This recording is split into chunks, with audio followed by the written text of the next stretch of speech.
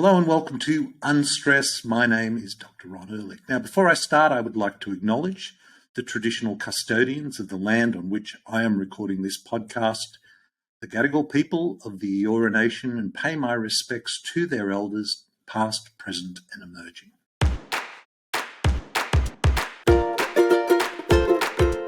Well, today I'm welcoming back Dr. Christo Miliotis, who is the author of that book we did a program of, A Diet for a Cool Planet.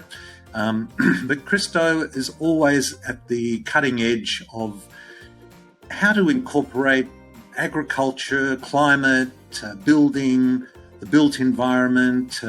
He has a holistic view of the world and the problems and the solutions. And that's how he has coined the phrase for the name of this episode. Make the problem the SOILution. I hope you enjoyed this conversation I had with Dr. Christo Miliotis. Welcome back to the show, Christo. Thank you for inviting me. Christo, I know climate change, reducing greenhouse gases, focusing on reducing carbon dioxide in the atmosphere is something I think we all need to be engaged with. Can you tell us about your project to be carbon negative? I think your focus is across 3 sectors, but I wonder if you could share with us what's going on. Okay. What's your plan? The point of departure that I'm introducing is if we reimagine all the greenhouse gases as actually resources in the wrong place. And we can actually utilize those resources by putting them in the right place, which is the soil. Specifically, what is not in the narrative, unfortunately, at our great peril, is that water vapor has been the thermostat for the planet for millennia. Currently, due to anthropogenic gases, it's like turning up the stove, the gas on the stove with a pot of water. You're going to produce more water vapor. But water vapor is an amplifying effect. So for every increment of greenhouse gases collectively, you get up to a 5-fold amplifying of the intensity of heat in the atmosphere that's trapped. It's calculated that the contribution of water vapor to the greenhouse gas effect, which we need to an extent, is 95%. However, the heat budget, the energy that's now being trapped is equal to 3 watts per square meter. Now, if you put that around the whole sphere of the globe, that's a lot of energy. And in fact, that energy equates to, there's a huge transfer of energy that's being trapped, which is transferred to the oceans. And it's phenomenal, and it's not dramatic to say. I got the figure in my head. It's something like 6.27 times 10 to the 29. It's joules. It's phenomenal. But if you put that in dramatic but real terms, it's equivalent of 6 atomic bombs. The heat released from 6 atomic bombs per second. Now, we don't experience that because there's a vast body of water, the oceans, but it's constantly buffering and taking up that excess heat all the time. And of course, not only that, it's taking up CO2, which is causing acidification. Clearly, it's a race to zero. It's no longer a debate about, is climate change real? But if we take the position that these greenhouse gases, let's address water firstly, as a resource. What happens if we divert those rivers in the sky of water vapor into the soil, and we can do that?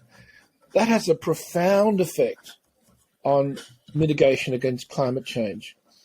Specifically, I'll just introduce a figure. A 1% increase in soil carbon will allow the soil to increase the capacity to hold water by 1,440 litres per hectare. Yeah, but amazing. If you go back a step, for every litre of water that's been condensed, it came from 1.76 litres of water vapour. And if you multiply that out, 1,444 by 1.76, it's around about 435,400 litres of water vapour that's been sucked out of the atmosphere. Now you've got everybody, Chris, on the with their calculators out and their pens out, calculating. But I think the essence of what you're saying is there's a lot of energy up there which is being absorbed, and carbon dioxide which is being absorbed by the ocean, increasing temperature, increasing acidification, and if we could divert that into the soil. And we've spoken to many people on this podcast, and it bears repeating that if we can increase the organic content of soils, we will increase their ability to absorb water. Correct. Now,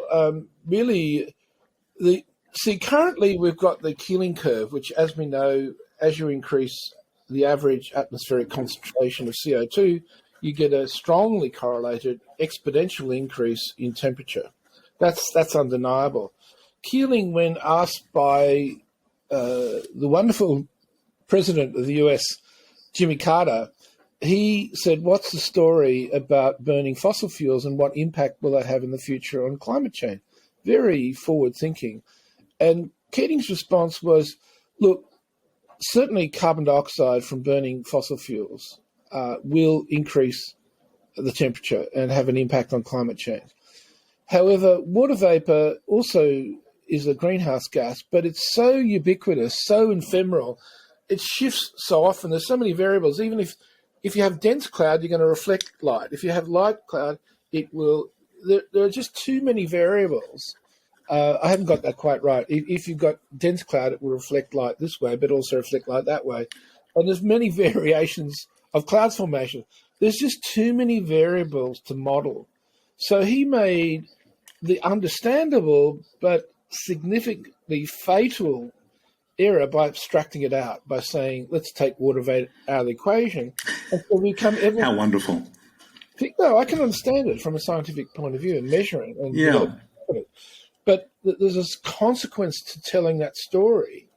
Now, if we really embrace this graph that I'm going to detail for you and replace it with a Keeling curve, we will have a substantial different practice to significantly reverse climate change, potentially within 10 years, by the end of this decade, to potentially, I stress the word potentially, get to pre-industrial levels of parts per million of CO2, which is about 280 in the 1870s. So there is a huge leveraging that can be achieved through managing the water cycle, and that's done by coupling it with the carbon cycle. And I'll explain that graph I was referring to.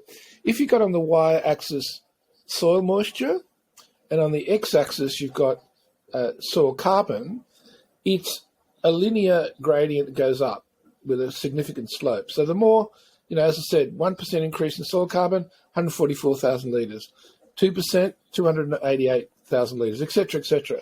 So, and behind that figure is that came from water vapour. So if we introduce that graph as our central focus and shifted had a tectonic shift away from carbon-centric perspective on climate change to a hydrocentric perspective on climate change, but including the idea that they work together. So water follows carbon as sure as night follows day. Carbon is the backbone of life, but water is the bearer of life.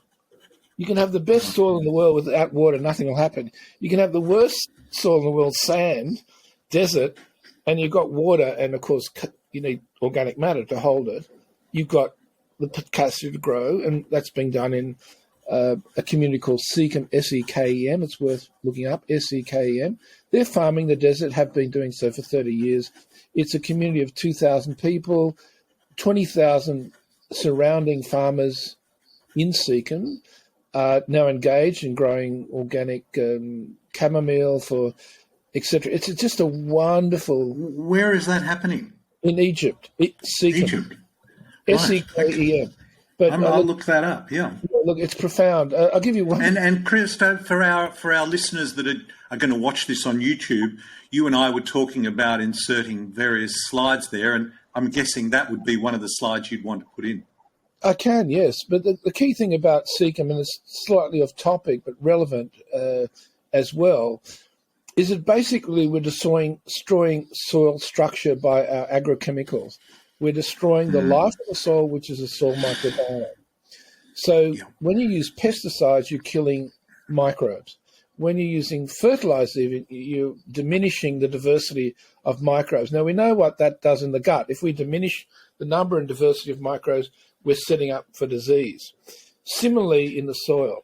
So at one stage in Egypt, they were spraying, they grow a lot of cotton and still do, on fields, over water bodies, where people were living, where there was cattle, where, etc. It was wrong.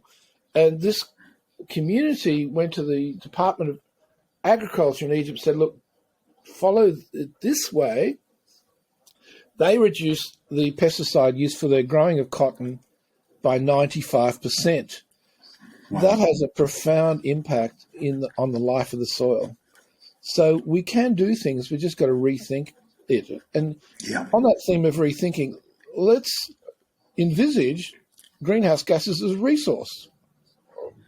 And the principal resource is water vapor, and we can divert those rivers in the sky and make the soil a reservoir, like a dam, to hold that water in, but in a way that it still breathes. These soils are suffocating through the chemical denaturing, the chemical farming, which denatures the structural integrity of the soil, and we compensate by using steel plough, which actually makes it worse in the longer term because we're exposing carbon to oxygen. Hello, you got CO2, and so we're destroying natural capital.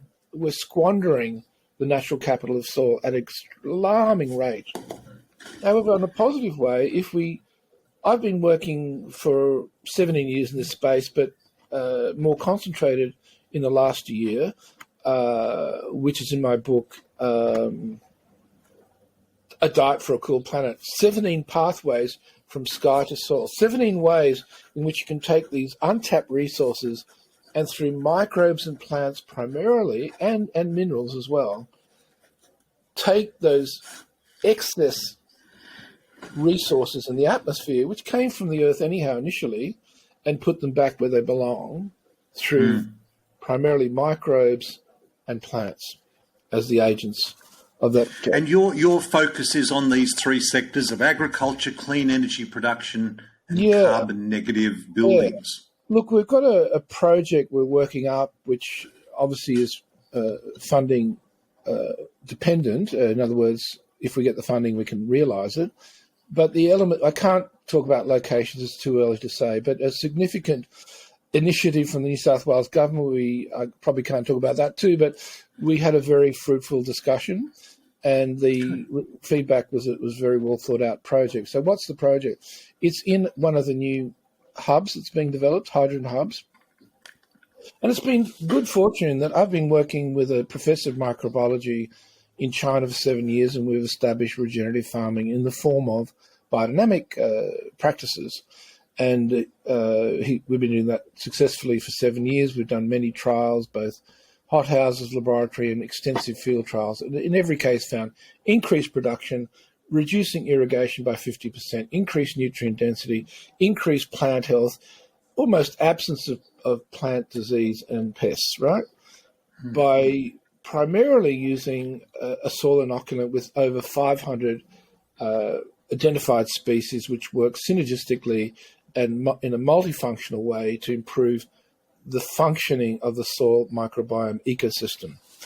And this is like the probiotics of agriculture. Yeah, you could say that. But we can actually, some of the probiotics, if you want to call them, actually take directly carbon dioxide from the atmosphere. One of the species in our mix of the magic microbes is Acidobacter frundi, which takes directly CO2 from the atmosphere. And I first heard about this some years ago when a boffin from ANU talked about a real-life situation where someone had compost with presumably these microbes, there would be, in the compost on a tray on a ute, I assume, or it could have been a truck, I think. And they went to the weigh station in Newcastle, and it was X number of tonnes. They went to the weigh station outside Sydney, and there was X plus tonnes. Right? Now, it didn't rain. It was carbon dioxide being pulled out of the atmosphere. So that's just interesting. That's one organism. I'm also working with a company that's developing things called melanizing endophytic fungi. Melanizing, melanin, when you go out in the sun, you make melanin. That's carbon. Endophytic means it interdigitates or inserts the fungal filament into the root system to give a better transfer of primarily foods and minerals exchange. Fungi, which are extensive networks. And basically, if you compared the melanizing endophytic fungi to normal endophytic fungi, you increase the carbon sequestered by an additional 17%. So these things stack up. So there's 17 different strategies. You're not necessarily going to do them all, and you've got to cost them out and work out the cost benefits. And I spent probably 3 months doing that for each particular one as best I could. And, it depends on what sort of investment, what sort of return you're expecting, and how it's going to lift productivity, efficiency of nutrient cycling, efficiency of water usage, and so on, and improved ecosystem functioning. But they're all been, very carefully researched, and they all work. I mean, at some stage in an ideal world, you put them all 17 together and see what happens, and you work out the relative influence of each. But that's a big task, both even the statistics of it, but the costing.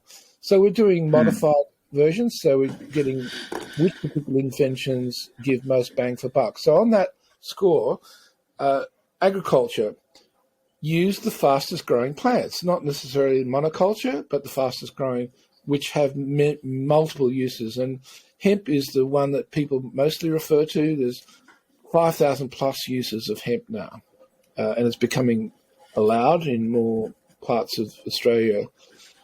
But I'm working with another plant. It's similar in some ways, but of completely different family, called Canaf. And Canaf's botanical name is Hibiscus cannabinus. So it's got a leaf like cannabis, but it's not. But it's got a stem like bamboo, if you like. It's a very vertical stem. And the stem can grow up to a telephone pole high. You can grow up to 3 to 4 crops a year. It's less thirsty than hemp, which is not that thirsty.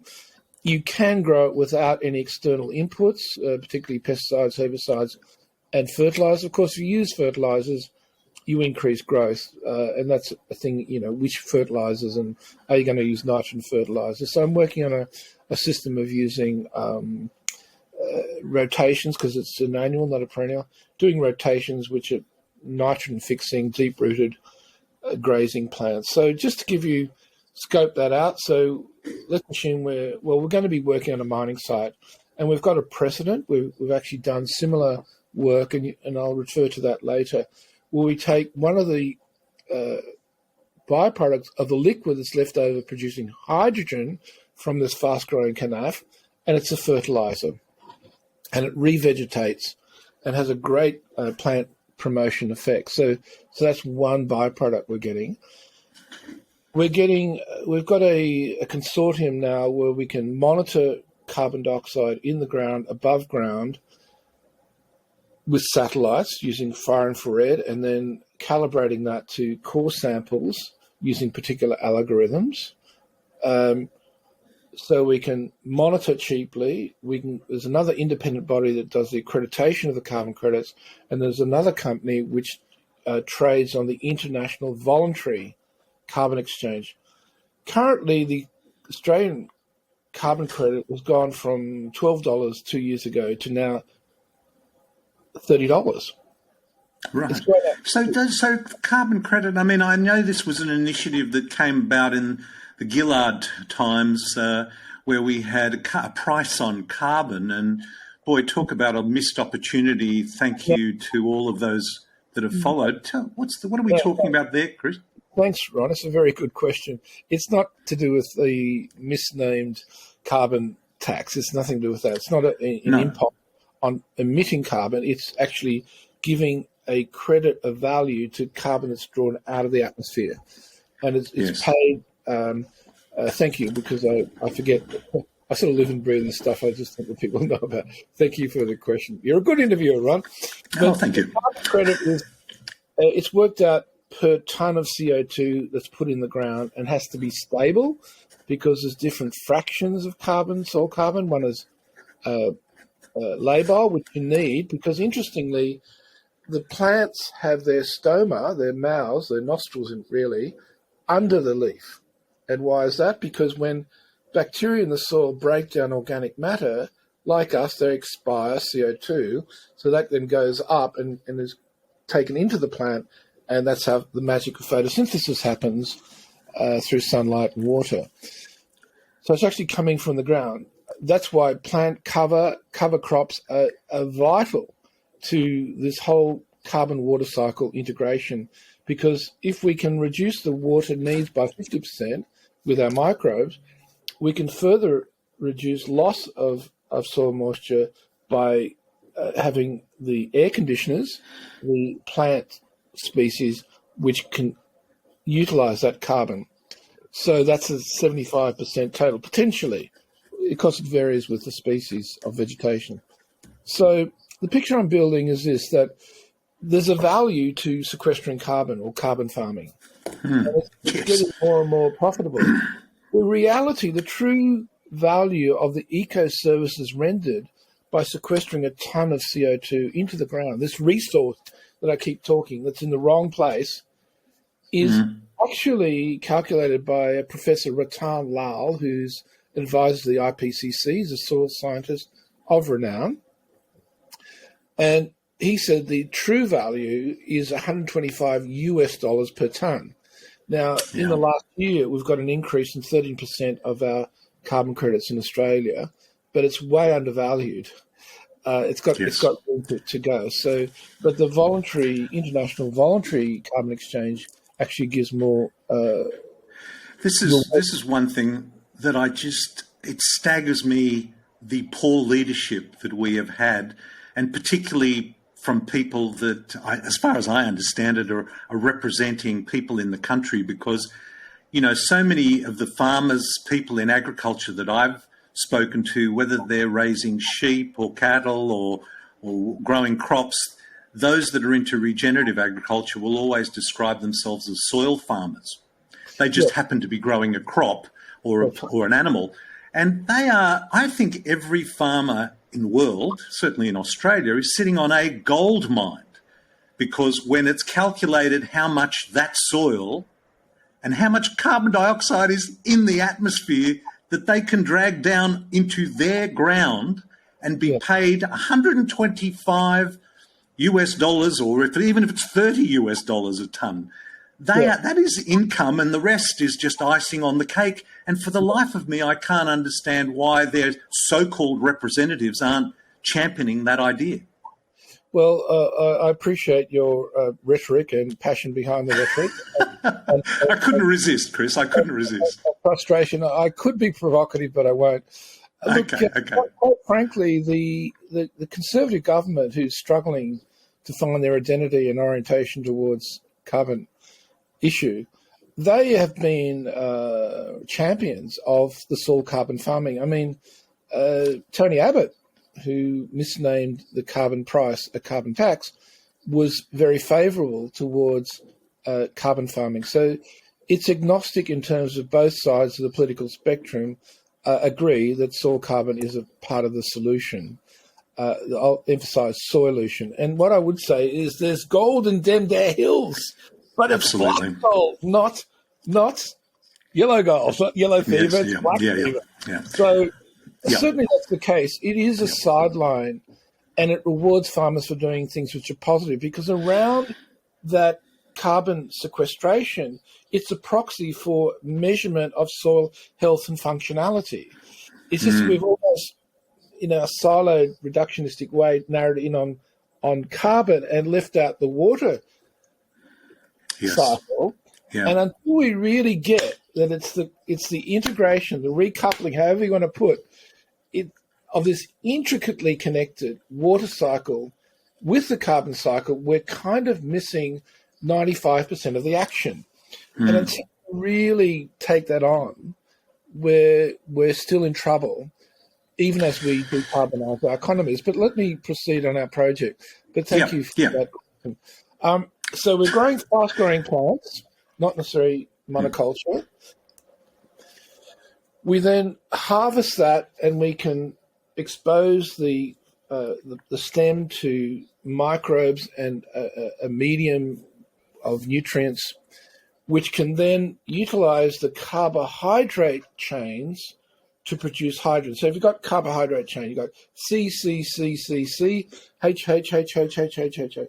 And these microbes can nip off the H's, and because it's very volatile, they come together, form hydrogen, and floats off. And we obviously capture that. So that's doable and has been done. And my colleague, Professor Xiao Dong, has been working in this space for 5 years with a team of 4. And with so much patience, so many experiments over and over again, and refining.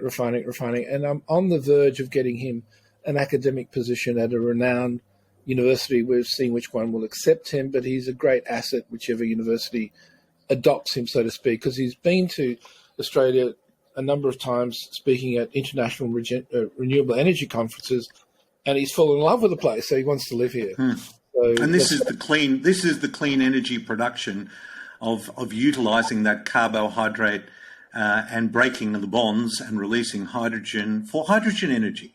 Yeah, so the carbon dioxide that's gone out of the atmosphere, which was laid down eons ago from old sun energy, is now being repurposed to convert that carbon dioxide into carbohydrates and produce a clean hydrogen. So we're exchanging carbon for hydrogen, hence decarbonising.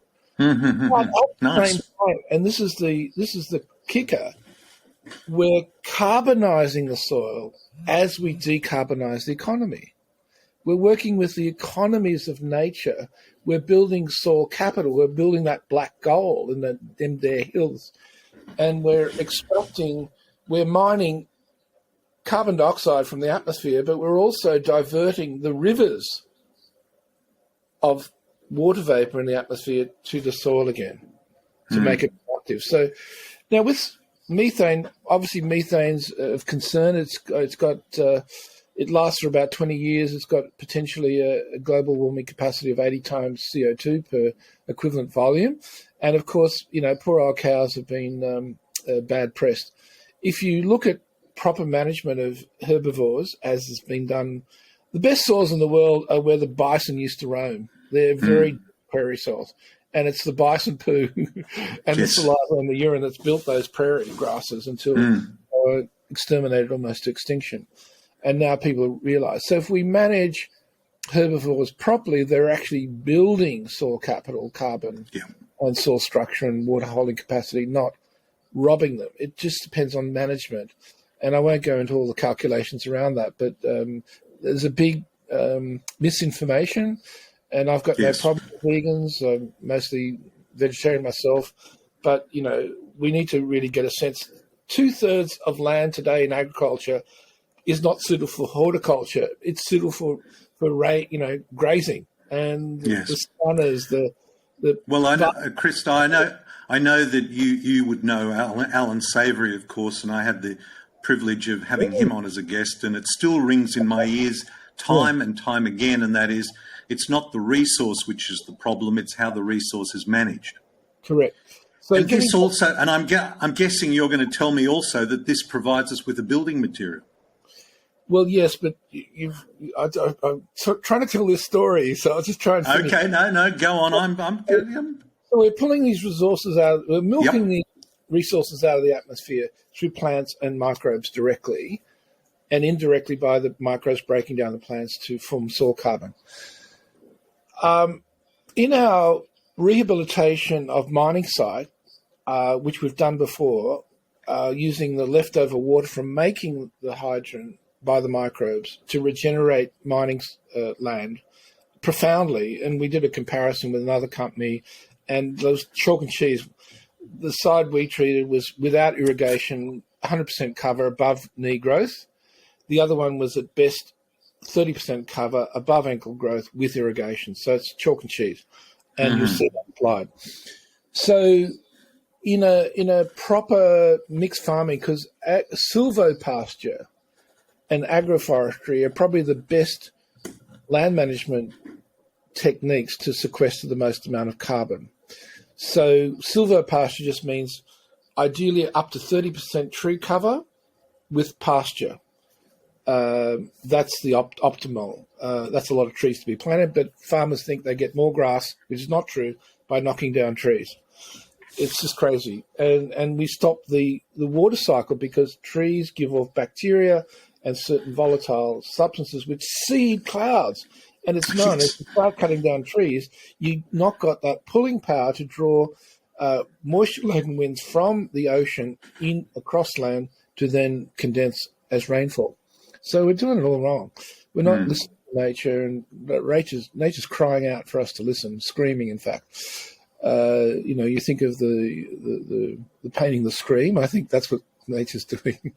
But getting back to the subject, so what we're doing, we can grow kanaf because the region we're choosing is temperate. Not kanaf came out of Africa, which is much hotter, and so we've got a growing season of about 8 months. So what do we do with the 4 months remaining? So I'm doing research and working with the CEO of a company to be formed, which is called H2H2, hemp to hydrogen. But think H is also hibiscus cannabis as well. So plant to hydrogen. So we're looking at particular nitrogen-fixing perennial grass species with deep roots because that puts carbon in the underground. And the cattle can graze on that in the off-season, so to speak. They chomp it down. The roots shed. That's more carbon in the ground, and then that's fertilizing through the poo and the urine and the saliva. Think bison, and then we've got the nitrogen without putting fertilizer, which can add to nitrous oxide production, and then we grow the kanaf, and then we harvest that kanaf, and we've got a yearly cycle that way. The products we can make, and you asked this before, is we can then take the fiber, which is actually improved because we've etched out, so to speak, the carbohydrate chains, which are not structural, but we've left the lignin and the hemicellulose and the silica fibers, which have structural load-bearing capacity and improved tensile strength, etc. I call it, well, I've just coined this, it hasn't been trademarked, so please no one steal it. It's called Forever Carbon. I'm very trustworthy at giving out, but it's called Forever Carbon building materials.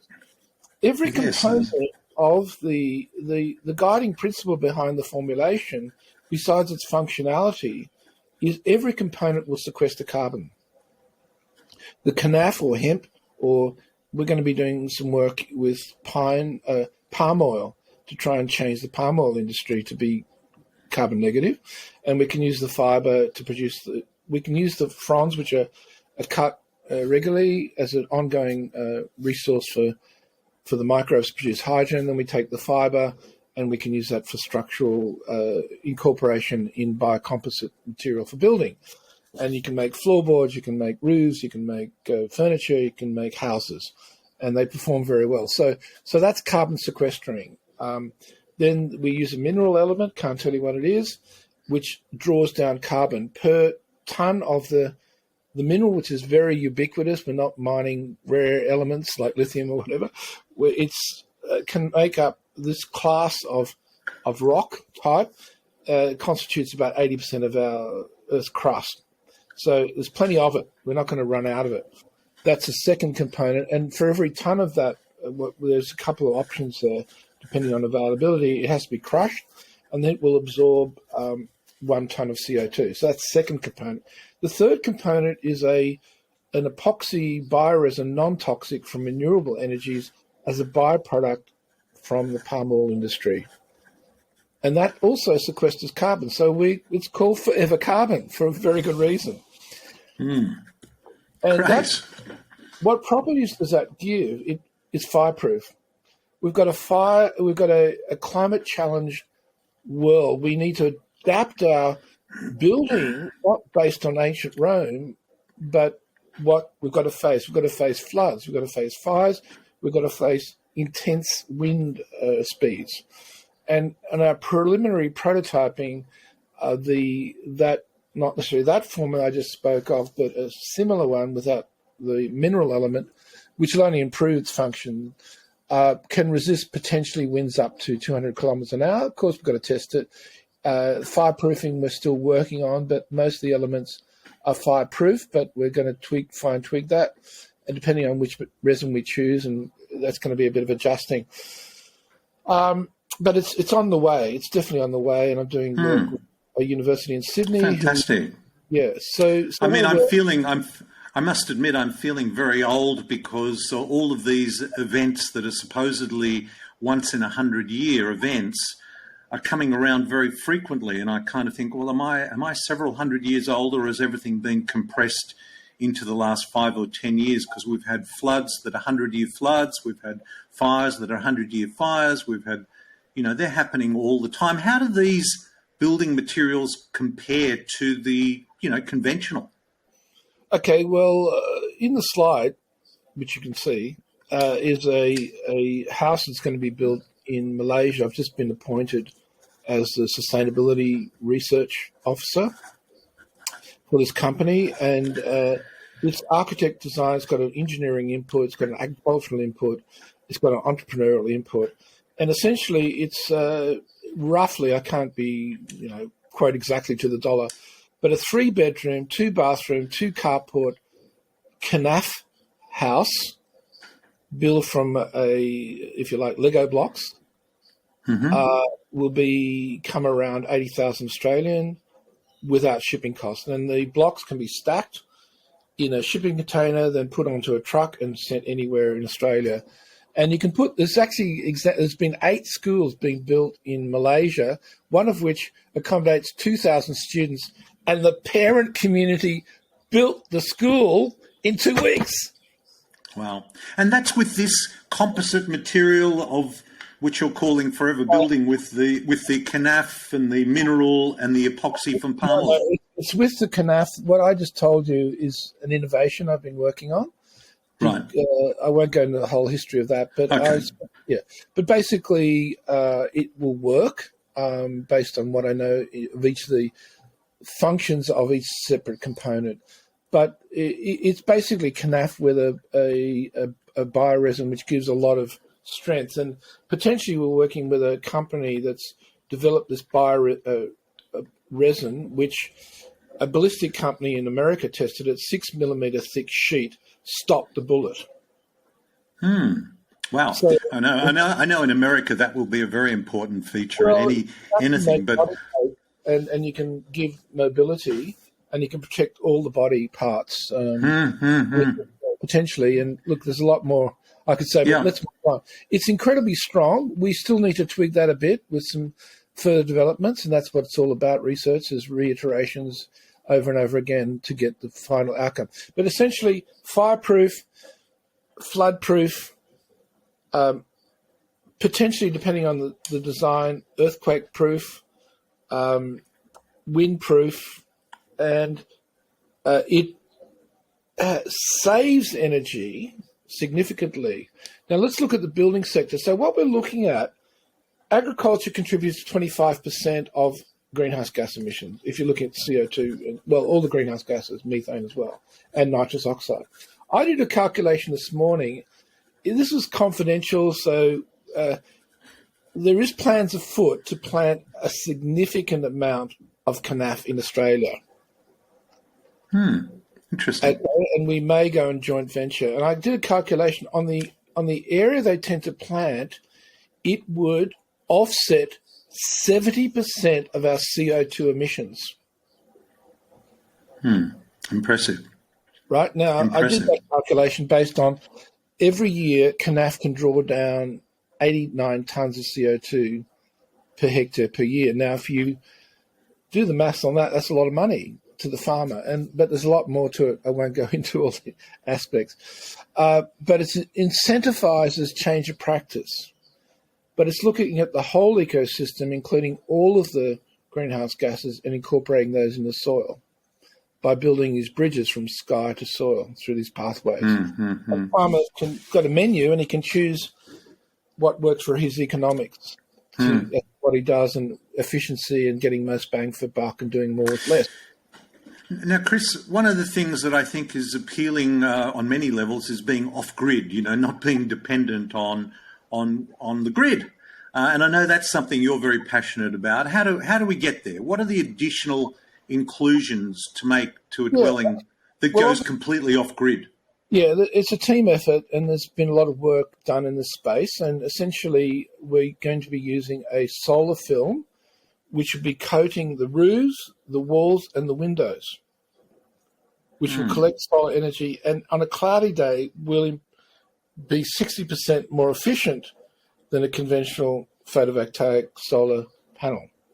That's a great advantage. So what do you do with a southern-facing wall in the southern hemisphere? I'm working, and I haven't got this, I've been in discussions with different manufacturers. What is possible now is to take the resource called water vapor and use particular fabricated cladding which can harvest water vapor and condense it down to 30% relative humidity, which is a kind relative humidity, not humility. That's what I lack. I need more humility. Okay, I think we all aspire to that. Yeah, but the point is, we can get desert air, and we can produce it around 1 centilitre of drinkable potable water, and potentially, depending on what investment you do, potentially that could be 200 litres per day for a household. So we're also working on a bathroom, industrialised bathroom design, which I actually designed in some years ago. I don't want to give away my age, but some years ago, when I was a young'un, I designed a system which I'm going to reinvent, and ideally working with 3D printing. And this photograph of this most beautiful portable loo with the most aesthetic design called the Throne. Look it up, the Throne, made out of recycled plastic. We're not going to use recycled plastic. We're going to use Canaf outer fibre and these bioresins, which will be easy to clean, have a sort of a bumpy surface, so it's anti-slip, but easy to clean, no grouting, no mould, etc. That'll be, and it can be built within it's a different way of plumbing as well. So it's a centralized plumbing system, and you basically have radiating arms out. One is toilet, one is basin, one is shower. And so you can put it in any space. So that's the first 3D printing project I'm going to undertake, because there's a lot of investment involved in robots, etc. But sanitation is a big issue. We need to go, as Buckminster Fuller, mass production. Like the T-model Ford mass-produced car changed us from the horse and buggy era to the current motor era, which has got some issues. And Henry Ford actually built the first hemp car, and you look it up on YouTube, and they got an axe, and it bounced off the bonnet. That's how strong it is, and it was run on the first hemp car. Wow. In 1949, and run on hemp oil. So wow. I'm just saying, even he was so ahead of his time. So the only downside of cars, as you know, was producing greenhouse gases, but that's shifting. But he saw that in 1949. So airplane bodies, skis, catamarans. Yeah. Chris, the inclusion, I'm kind of thinking about this because you've coupled this water cycle and the carbon cycle together, and you made the point that Keeling, when he was advising President Carter, thought there were just too many variables there. And for anybody that lives their life around a weather report, I think we all know that instinctively, that they aren't all they're cracked up to be. I love the way that Keeling decided to solve that problem by just eliminating it completely from calculations. You're bringing it back. You're kind of saying we need to couple these two things. Yeah, Is that real? I mean, he did it for a reason, and there are many. Is that doable? He arrived at that by making the false assumption that water vapor is so ubiquitous and vast, there's no way in hell that man's activity can influence it. That was back in the 1980s, or I think when they first started to look at this seriously, or late 70s, right? But let's say early 80s. I don't know the exact history. So let's forgive him. But the problem is we've inherited the legacy of misguided perspective. And, you know, in my research and talking to serious soil scientists who have taken the hydrological cycle as well, water cycle, they're saying that by the end of this decade, we could get back to pre-industrial 280 parts per million of CO2. Wow. Now, that's a big ask, but I indicated with one of the 17 pathways, planting CANAF on a certain amount, it's a percentage of landmass of Australia, we can wipe out 70% of greenhouse gas. That's just one intervention, right? And we can make any products similar to hemp. I'm actually going to Malaysia. They've got 25 industries, fledgling industries around CANAF, alternative paper, alternative fabric, alternative toilet paper, alternative buildings, alternative car body parts, etc. These are serious fibers, and we just need to use smart to... Yeah. Now, another thing, Chris, I just want to come back to, because I want to understand a little bit more clearly the carbon credit story, because perhaps I was off on a bit of a rant there, but I do believe that it has such incredible potential for farmers. Where are we actually at there now? Are farmers actually earning income from carbon credits? Yeah, look, I've been following the story. I first became aware of carbon farming in 2004, and since that time I've been on this trajectory. And I've spoken to lead researchers in Australia to decrease the cost. Currently, it's only for the big players, like a lot of things. To buy into that game, so to speak, is $70,000 Australian to do an audit, because it has to be like it's like putting money in the bank, like a gold bar in a vault. You know, it just happens to be the soil. So they have a lot of assumptions to factor in the labile component we spoke of. And in other words, if you put down a ton of CO2, they'll take out 40% because some of that's labile, depending on what growing systems you use and how you work with the soil. You can obviously improve that, but that's an assumption, because this is a commodity. This is a currency that is being exchanged. So if someone's rewarded for that, it has to be scientifically rigorous, and it's quite onerous, the monitoring system. Furthermore, the farmer's liable. Let's say a bushfire happens or trees are cut or whatever, the farmer's liable. So if he's paid money, he has to give it back. So it's not so this audit is literally an audit of the carbon on your land. Yeah, it's not attractive, and it's too expensive and time consuming, unless you're a big operation. And there has been the first carbon farming credits in the world were awarded in Australia and Victoria. But the Angus Taylor, who represents the Minister for Energy, I believe.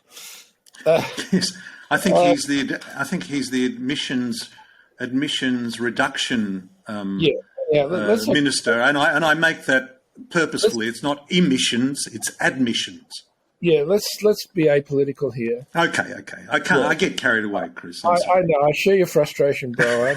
Okay, but go on. Give me a good. This is independent of political policies. Give me a good story about Angus Taylor. Go on. No. Their aspiration is to get the monitoring of carbon $3 per hectare. Right. Okay. We have signed an agreement with something that's come out of France, which is equivalent to CSIRO. It's 120 soil scientists and software engineers which have made an app where you can monitor your fluxes of nitrogen, phosphorus, potassium, water, carbon above and below ground, and many other things. It gives you an overall health rating. So if you're doing X, Y, Z on your farm, it can tell you you're going towards a higher score or a lower score, so you get feedback. It's integrated with that, always shifting weather, so you can integrate that into your app, so you can titrate your volume of water, irrigation, etc. So, and there's many other layers to it. Emissions from cows, methane. Do you change your feed? Do you change your management? You can monitor methane that's coming off. And by the way, that can also be rewarded. For every ton of methane you don't emit, you get a credit which is 20 times more than a carbon credit equivalent. And if we're building a case and validating it, if you don't use synthetic fertilizers which play havoc and produce nitrous oxide, which lasts for 300 years and has got 296 times global warming capacity to CO2 equivalent volume, that's a massive amount. And of course, even with organic systems, you're still creating some nitrous oxide, but you can minimize that and optimize that. So the farmer can be rewarded by change of practice, and the tool to audit is through the combination of the three, this package: monitoring with far infrared imaging, correlating to a degree initially to validate it with core samples, using algorithms, then getting that independently accredited, and then trading like a carbon, cryptocurrency. Instead, it's carbon token, which can be exchanged using blockchain, which is very transparent.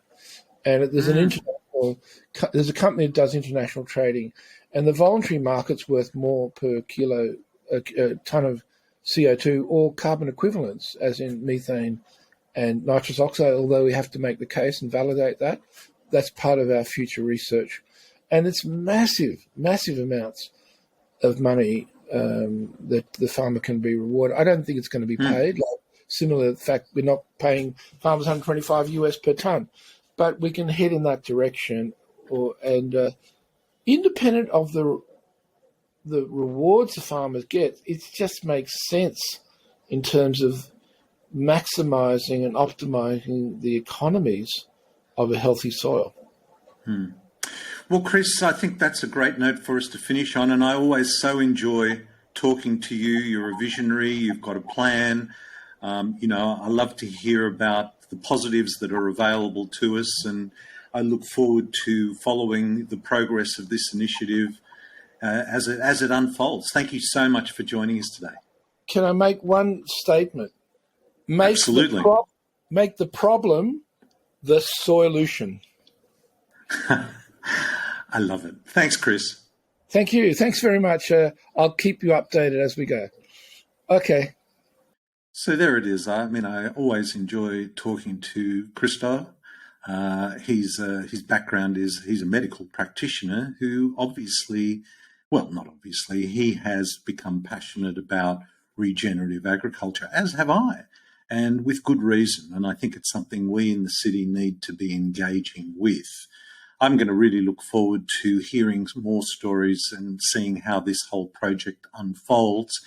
I think one of the challenges for us is we are constantly bombarded by bad news about environmental degradation, about climate change, about the warming planet, about all the things that are imminent. And I think they are real, and I think we need to confront those and face those. And we need to hear those stories constantly, but we also need to hear visions of the future which are positive and which can turn this around if only we embrace them. So that's why I was so keen to connect with Christo and his book, of course, Diet for a Cool Planet. And I loved his Make the Problem the SOILution. I like that. In fact, we're going to call this episode just that. I hope this finds you well. Until next time, this is Dr. Ron Ehrlich. Be well. This podcast provides general information and discussion about medicine, health, and related subjects. The content is not intended and should not be construed as medical advice or as a substitute for care by a qualified medical practitioner. If you or any other person has a medical concern, he or she should consult with an appropriately qualified medical practitioner. Guests who speak in this podcast express their own opinions, experiences, and conclusions.